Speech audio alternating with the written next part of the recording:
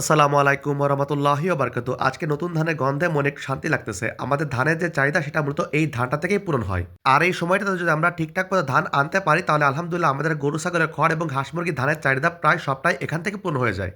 আমরা আমাদের হাঁস মুরগিগুলোকে ধান আর চালই বেশি খাওয়াই। আজকে আমরা যে জমিতে ধান আনতে যাচ্ছি সেই জমিটা আমাদের বাড়ি থেকে অনেক দূরে।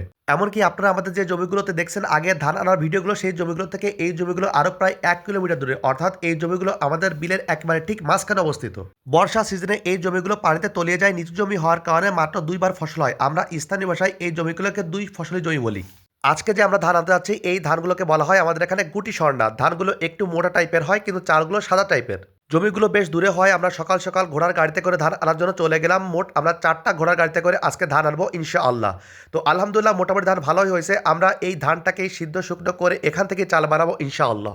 আজকে ধান আনতে আনতে প্রায় দুপুর হয়ে গেছিল, তাই আজকে আর ধানগুলো আমরা মাড়াই করিনি। পরবর্তীতে আগামীকাল ইনশাআল্লাহ ধানগুলো আমরা মাড়াই করব। আপনারা সবাই আমাদের জন্য দোয়া করবেন এবং আমরা আপনাদের জন্য দোয়া করি যেন আল্লাহ সুবহানাহু ওয়া তাআলা আমাদের রহমত ও বরকত দ্বারা পরিপূর্ণ করে দেয় এবং আমাদের প্রতিটি কাজে বারাকা দান করে। আমিন। আসসালামু আলাইকুম ওয়া রাহমাতুল্লাহি ওয়া বারাকাতুহু।